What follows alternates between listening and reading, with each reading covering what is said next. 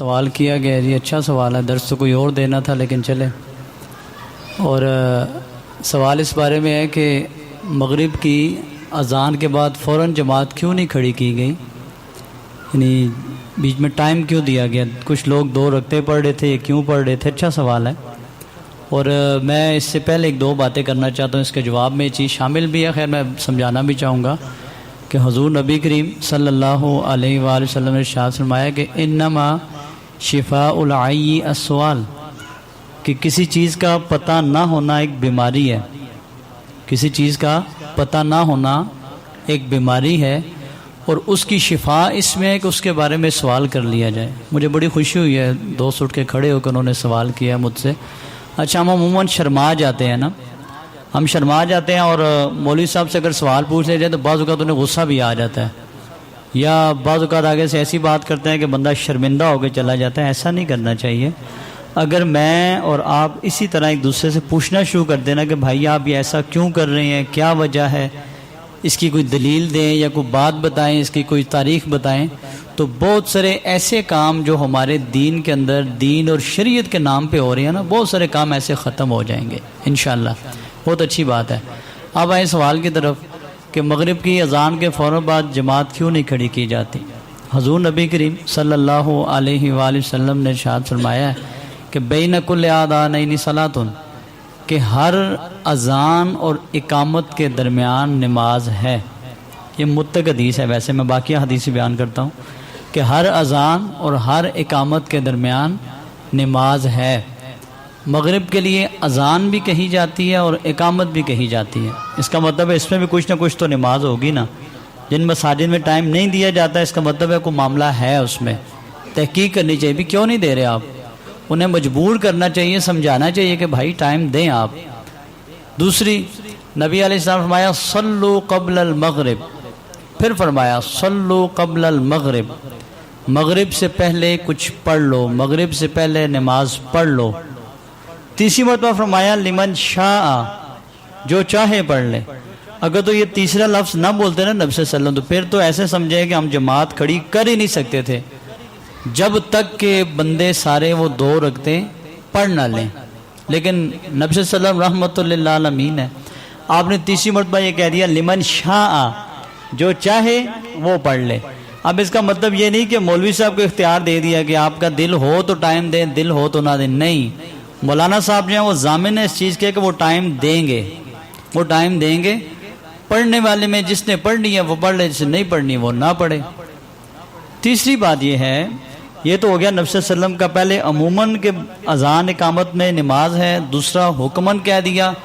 تیسری بات، صحابہ کرام کہتے ہیں کہ جب آپ صلی اللہ علیہ وسلم کے دور میں جب مغرب کی اذان کہی جاتی تو اذان کے بعد اگر کوئی اجنبی بندہ مسجد میں داخل ہوتا، اذان جو ہی ختم ہوتی، صحابہ کرام ستونوں کی جانب لپک کے جاتے، یعنی تیزی سے، کہ کسی نہ کسی ستون کے پیچھے کھڑے ہیں اور 2 رکعتیں پڑھیں۔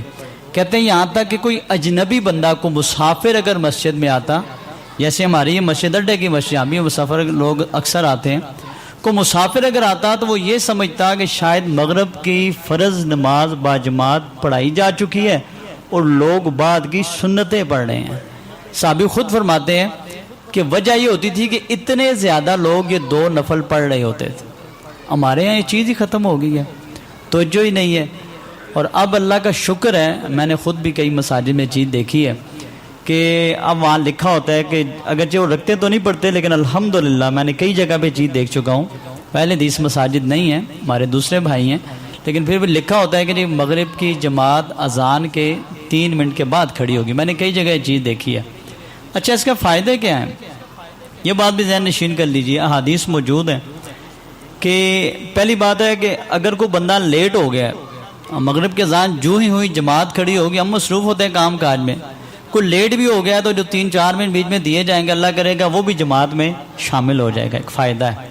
اچھا، ایک بندہ آگے جماعت کا بھی نہیں کھڑی ہوئی، اسے 1 منٹ ملا، 2 منٹ ملے، 3 منٹ ملے، بیٹھا، وہ نماز نہیں بھی پڑھی، یا اتنا ٹائم ہے کہ اب 2 رکعتیں نہیں پڑھ سکتے، وہ آ کے بیٹھ جائے، دعا مانگنی شروع کر دے، اس کے بھی روایت موجود ہے۔ کہ آپ سے صرف فرمایا کہ اذان اور اقامت کے درمیان کا جو ٹائم ہوتا ہے نا، یہ اتنا قیمتی ٹائم ہوتا ہے، اس میں بندہ اپنے رب سے جو بھی حلال اور جائز سوال کرے اللہ رب العالمین اس کو رد نہیں فرماتے. سمجھے نا، ہمارا ذہن ہی نہیں ہوتا اس طرف.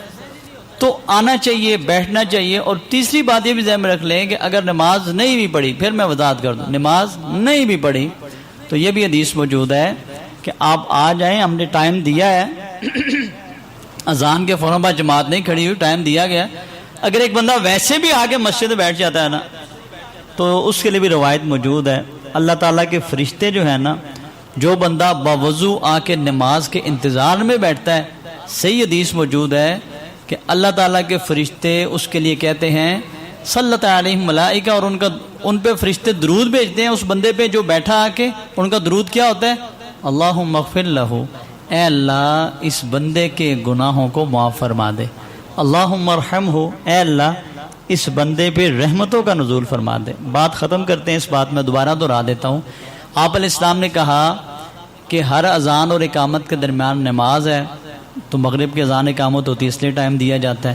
نبی صلی اللہ علیہ وسلم نے 2 مرتبہ فرمایا صلو قبل المغرب، مغرب سے پہلے کچھ پڑھو، مغرب سے پہلے کچھ پڑھو. تیسری مرتبہ فرمایا لمن شاء، فرض نہیں ہوا، یہ حکمن بات نہیں ہوئی، گنجائش تھوڑی سی، لیکن ٹائم اس لیے دیا جاتا ہے کہ آپ صلی اللہ علیہ وسلم نے کہا ہے. اور تیسرا صحابہ کرام کا اتنا عمل تھا، اتنے لوگ یہ 2 رکعتیں پڑھتے تھے، کوئی اجنبی مسافر آ جاتا تو وہ سمجھتا کہ جماعت ہو چکی ہے. اور میرے ذہن میں ایک بات اور بھی آ گئی معذرت کے ساتھ، کہ ویسے رمضان المبارک میں تو 15 منٹ کا ٹائم بھی دے دیا جاتا ہے، لکھ کے لگایا ہوتا ہے کہ اگر یہ کوئی گناہ کا کام ہوتا ہے یا مکروہ کام ہوتا تو میرے خیال سے رمضان کے لیے کوئی الگ معاملہ نہیں ہونا چاہیے تھا. رمضان میں 15 منٹ یہ ٹائم ہو جاتا ہے. اور جہاں میری رہائش ہے مظہر آباد یونین کونسل نمبر 3، آپ ساتھ میں بیٹھے ہیں، 3 میں میری رہائش تھی. میرے اپنے بھائی مسجد میں نماز پڑھنے گئے تو وہاں افطاری کا کوئی پروگرام تھا، کچھ سال پہلے کی بات ہے. افطاری کچھ بڑی تھی اور بڑا وسیع انتظام تھا. اتنا معاملہ عجیب ہوا کہ سارے افطاری کرتے رہے، اذان دینی کسی کو یاد ہی نہیں رہی. اور اتنا ٹائم گزر گیا، بھائی صاحب کہتے ہیں گھر سے افطاری کر کے بھائی صاحب نماز کے لیے گئے، میرے سگے بھائی ہیں، کہتے ہیں مسجد گیا، وہ ایک کو غریب اٹھانا اذان دینے کے لیے، اسے غصے سے وہ بندہ کہتا بہ جاؤ، اسپیکر تو بغیر اذان دے دو، بے عزت کرن گے لوگ. اتنا لمبا ٹائم دے دیا گیا. اگر یہ گناہ ہوتا تو اس طرح کے معاملات نہیں تھے. سمجھے، یہ رمضان اور غیر رمضان 11 مہینے کے لیے الگ اور ایک مہینے کوئی ایسی حدیث نہیں ہے. سمجھے، اگر ہوتا تو فوراً کھڑی کی جاتی. تو گزارش یہ ہے کہ بھائی نے بہت اچھا سوال کیا، جہاں پہ رکھتے نہیں پڑھی جاتی، بدتمیزی نہیں، لڑائی نہیں، یا آگے سے ایک عالم کے ساتھ غلط رویہ نہیں، اچھے انداز سے، بہتر انداز سے یہ حدیث مبارکہ جو کتب ستہ میں موجود ہیں، اس کا حوالہ دے کے کہنا چاہیے کہ حضرت کوشش کریں ہم اپنی اس مسجد میں بھی یہ ماحول بنائیں کہ ہم 3 منٹ 4 منٹ کا ٹائم دیا کریں، تاکہ یہ وہ سنت ہے جسے لوگوں نے چھوڑ دیا ہے، اس سنت کو زندہ کرنے کا ہمیں ثواب ملے گا. مجھے آپ کو بہت زیادہ ضرورت ہے توجہ کرنے کی. اللہ تعالیٰ عمل کی توفیق عطا فرمائے.